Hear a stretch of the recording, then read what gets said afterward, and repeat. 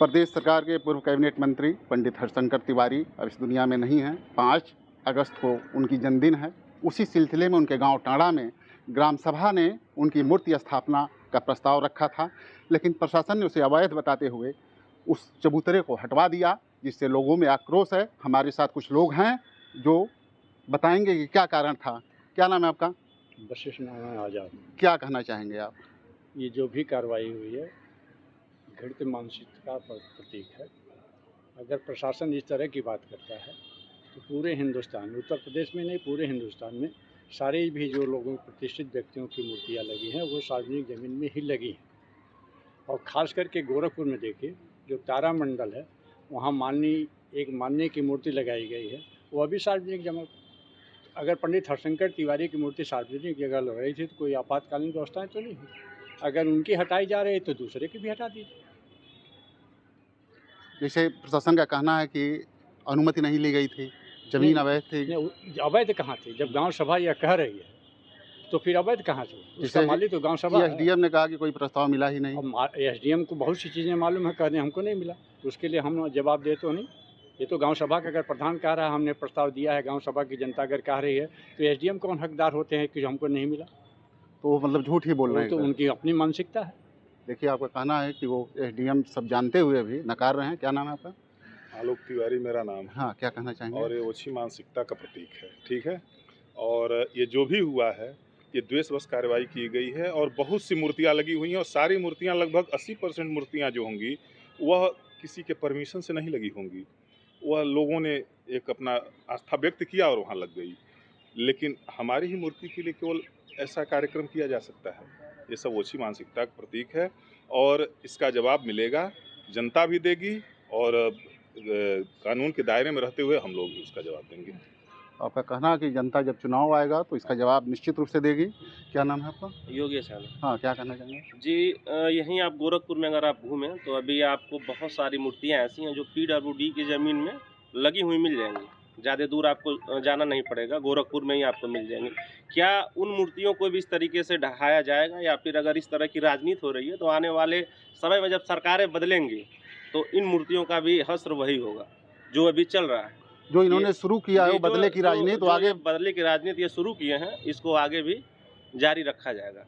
और ये बिल्कुल मतलब ओछी मानसिकता की राजनीति है। इस तरह की राजनीति आपको इसके पहले भविष्य में कभी आपने देखी नहीं होगी। जिस तरह की राजनीति चल रही है इससे हम लोग इतने आहत हैं कि मतलब हम लोग बता नहीं सकते, उसको शब्दों में तो बयां ही नहीं कर सकते। इतना दर्द है इस चीज़ को लेके कि उसको हम कह नहीं सकते। और इसका जो जवाब है आने वाले समय में जनता इनको 2027 के चुनाव में देगी। और अभी जनता ने अभी दिया भी है, लेकिन शायद इनको दिखाई नहीं दे रहा है। अभी ये उसी रास्ते पे चल रहा है और 2027 तक ये पूरी तरह से ऐसे ही साफ हो जाएंगे, विलुप्त हो जाएंगे। आपका कहना कि द्वेष की राजनीति है और जनता ने इनके कर्मों का फल दिया है, अभी इनको याद नहीं है, 2027 में फिर भोगेंगे। क्या नाम है आपका? कौशल तिवारी। क्या कहना चाहेंगे आप? कहना ये चाहेंगे कि देश में पहली बार एक ऐसी सरकार है कि आज तक किसी की श्रद्धांजलि सभा में किसी प्रकार की कोई आपत्ति नहीं की जा रही थी। यह पहली सरकार है कि किसी मूर्ति के चबूतरे को तोड़ने का काम किया और ये घृणित मानसिकता का परिचय है। और वर्तमान सरकार के मुखिया का विरोध हमेशा यहाँ से रहा है, उसी का वो बदला ले रहे हैं, इसके अलावा कुछ नहीं है। और सरकार ख़त्म हो जाएगी फिर इसका हम लोग जवाब देंगे। आपका कहना है कि जो सरकार के मुखिया हैं वो द्वेष की राजनीति कर रहे हैं, जिसके नाते दिक्कत हो रही है। इतना ही नहीं, वो तो जब स्वर्गीय पंडित हरशंकर तिवारी की मतलब लाश जल रही थी उसके बाद ही वहाँ के वर्तमान विधायक इतने घबरा गए थे कि तीसरे दिन ही उन्होंने फेसबुक पर इस तरह की टिप्पणी की थी जो काफ़ी निंदनीय थी और लोगों ने उसकी बहुत सारी निंदा की थी। जो भाजपा विधायक हैं जी, तो जनता ने उनके फेसबुक पर तमाम टिप्पणी की थी और फेसबुक तो आज भी गवाह होगा, आप लोग देख लीजिएगा कि कितना घृणित मानसिकता से उन्होंने लिखा था।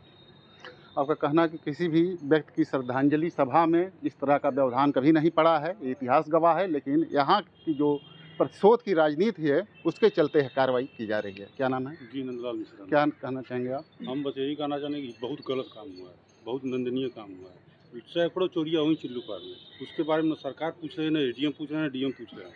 कोई भी, मैं आपके माध्यम से बताना चाहता हूँ कि उनसे पूछा जाए कि ये जरूरी है, चोरियाँ जरूरी, विकास करना जरूरी है कि ये मूर्ति किसी गिरवा दो, कहीं गेट बन रहा है वो गिरवा दो, ये क्या मतलब है? उनका कहना कि अनुमति नहीं ली गई थी। अरे ये सब झूठ प्रोपेगेंडा है उनका, सैकड़ों मूर्तियाँ हैं, किसकी किसकी अनुमति दिखाएं, हमको दिखाएं, इसलिए हम ये अपनी ग्राम जो सभा भी- तो कह रही है कि मैंने प्रस्ताव सब पास कुछ कराया। है, सब कुछ करवाया ग्राम सभा सब किया है, लेकिन ये मतलब द्वेष है तो बस यही जान लीजिए। आपका कहना है कि जो जरूरी काम है, जो गरीबों के हित का काम है, जो ज़रूरतमंदों के हित का काम है, उस पर सरकार ध्यान नहीं दे रही है।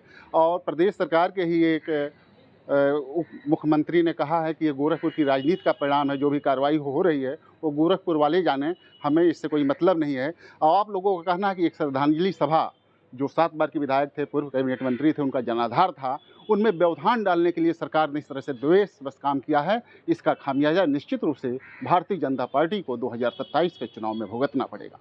कैमरामैन मुन्ना के साथ डॉक्टर सिंधु कुमार मिश्रा, TV9 गोरखपुर।